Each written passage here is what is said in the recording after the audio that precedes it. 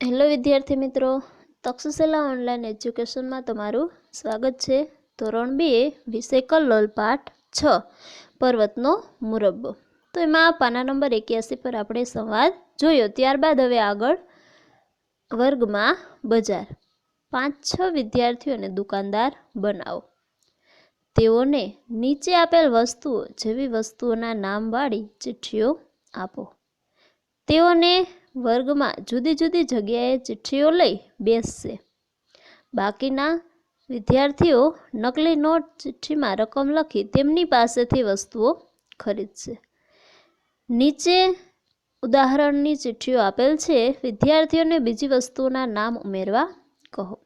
હવે અહીં આપણને શું આપેલું છે? તો પ્રવૃત્તિ આપેલી છે. જો આપણે વર્ગખંડમાં હોત તો એ શક્ય બનત કે 5-6 વિદ્યાર્થીઓને દુકાનદાર બનાવવાના અને નીચે જે કંઈ પણ વસ્તુઓ આપી છે, જેમ કે અહીં આપણે જોઈએ કે કાકડી, જામફળ, ફુલેવર, કોબી, બટાકા, તો આ બધી કઈ વસ્તુ કહેવાય? તો એ શાકભાજીના દુકાનદારની ચિઠ્ઠી. તો એ 5 દુકાનદાર છે, એમાં એક દુકાનદાર શું બન્યો છે? તો એ શાકભાજીની દુકાનવાળો બન્યો છે. તો એ રીતે અલગ અલગ 5 વિદ્યાર્થીઓને 5-6 દુકાનવાળા બનાવવાના છે. ત્યારબાદ એની પાસે એવી વસ્તુઓની નામવાળી ચિઠ્ઠી છે એને આપવાની અને જેટલી ચિઠ્ઠીઓમાં અમુક નામ ખૂટે તો એ અહીં આપણને ખાલી જગ્યા આપેલી છે, તો ત્યાં આપણે બીજા વિદ્યાર્થીઓ પાસે એ વસ્તુના નામ ઉમેરવા કહેવાનું. બીજા વિદ્યાર્થીઓ એ વસ્તુઓ આપણને જણાવે કે હજી આ વસ્તુઓ પણ એમાં રાખી શકીએ.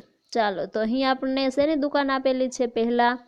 તો એમાં પણ આપણે આ જે ખાલી ખાના છે ત્યાં આપણે જવાબ લખવાના છે. તો અહીં આપણને શાકભાજીના દુકાનદારની ચિઠ્ઠીઓ છે. તો શાકભાજીની દુકાન હોય તો અહીંયા ક્યાં કઈ કઈ વસ્તુઓ મળે?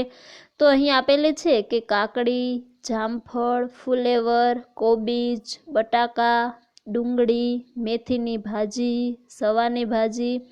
ચાલો વિદ્યાર્થી મિત્રો, હવે આના પછીની આના સિવાયની બીજી પણ શાકભાજીની વસ્તુઓ છે તો એ આપણે અહીં લખવાની છે. તો અહીં આપણે લખી શકીએ કે ટામેટા, ગાજર, મૂળા, વટાણા, રીંગણ, વાલોળ. તો આ રીતે આ બધી શાકભાજીની જે કંઈ પણ વસ્તુઓ બીજી વસ્તુ ઉમેરવાનું કહ્યું ત્યાં વિદ્યાર્થીઓ લખવાનું છે.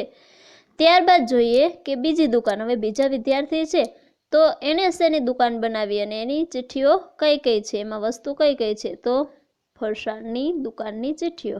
હવે ફરસાણની દુકાન હોય તો અહીંયા કઈ કઈ વસ્તુઓ મળે? તો ચવાણું, તીખી સેવ, મોળી સેવ, બરફી, પેંડા, ફાફડા, ગાંઠિયા, જલેબી, સોનપાપડી, કાજુ કતરી, મોહનથાળ.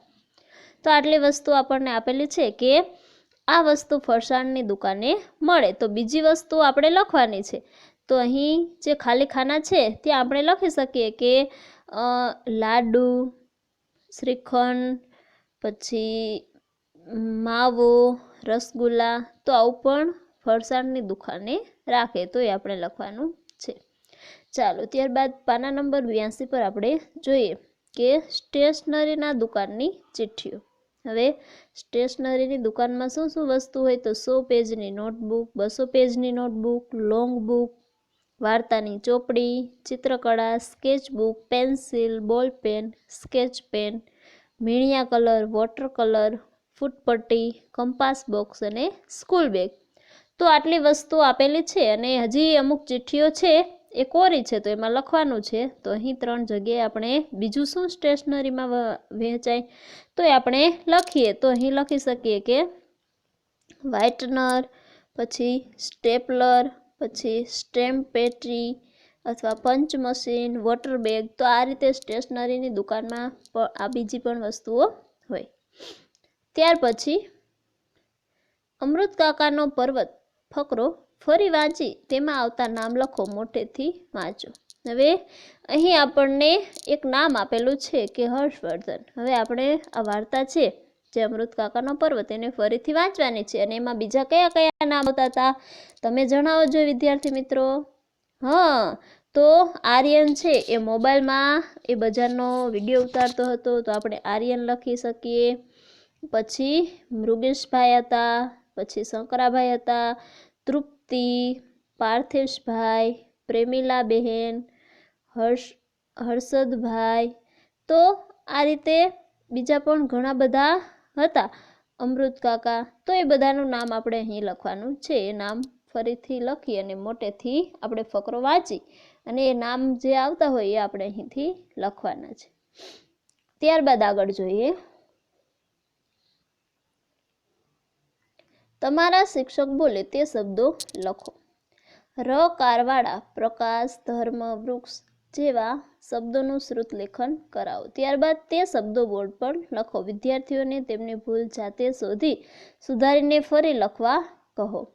હવે અહીં આપણને રકારવાળા એટલે કે એના ઉચ્ચારણમાં ર એ આવે તો એવા શબ્દોનું શ્રુતલેખન કરવાનું છે. જેમ કે પ્રકાશ, તો પ્રકાશમાં આપણે બોલીએ પ્ર, તો એમાં રકાર આવ્યો. પછી ધર્મ, તો ધ વચ્ચે ર આવ્યો, તો એમાં પણ રકાર આવ્યો. વૃક્ષ, તો વ છે એની સાથે ર જોડાઈને આવ્યું એટલે ત્યાં પણ રકાર આવ્યો. તો આવા બીજા શબ્દો છે એ તમારે લખવાના છે. જેમ કે અહીં આપણને આપેલા છે એનું શ્રુતલેખન કરવાનું છે. એટલે કે અહીં પહેલા ખોટો શબ્દ શ્રુતલેખનમાં તમે લખી શકો અને એને સુધારીને કે એની જોડણીમાં ભૂલ વગરનો શબ્દ અહીં સુધારીને લખવાનો છે. જેમ કે આ આશીર્વાદ અહીં આપેલું છે, તો એ આશીર્વાદ છે એ ખોટું છે, એ શ્રુતલેખનમાં લખ્યું એ ખોટું છે. અને સાચું આશીર્વાદ કઈ રીતે લખાય, તો આ રીતે એની જે સ છે એમાં દીર્ઘઈ આવે અને વ પર રેફ આવે. આ રીતે સાચું આશીર્વાદ લખાય. એ જ રીતે કૃત્રિમ, તો અહીં કૃત્રિમ લખેલું છે અને એનું સુધારીને અહીં કૃત્રિમ લખેલું છે. પણ આમાં જોઈએ તો આશીર્વાદ, તો એમાં ર છે એ કારવાળ એ ર નું ઉચ્ચારણ થયું અને કૃત્રિમ તો એમાંય પણ ક્ર, તો એમાં પણ ર છે એનું ઉચ્ચારણ થયું. તો એવી રીતે આપણે બીજા અહીં ખોટો શબ્દ અને અહીંનો સાચું સુધારીને લખવાનું છે. જેમ કે શિષ્યવૃત્તિ, પછી પ્રકૃતિ, સંસ્કૃતિ, શાસ્ત્રીય, પ્રાચીન, નિર્મળ, તૃષા, કુરુક્ષેત્ર. તો આ બધા છે એ રકારવાળા શબ્દો છે અને એનું શ્રુતલેખન તમારે અહીં કરી અને એનું સુધારીને ફરીથી લખવાનું છે. ચાલો પાના નંબર 82 પર જોઈએ. ચાલો ગાઈએ ગીતડું. બરણીનો મુરબ્બો ખાવા ચાલ્યા ઉંદર 4, કે જે આપણે સૌથી પહેલા એ જે જોયું તે. ત્યારબાદ બંકુએ લખેલા વાક્યો પર મુરબ્બો પડ્યો.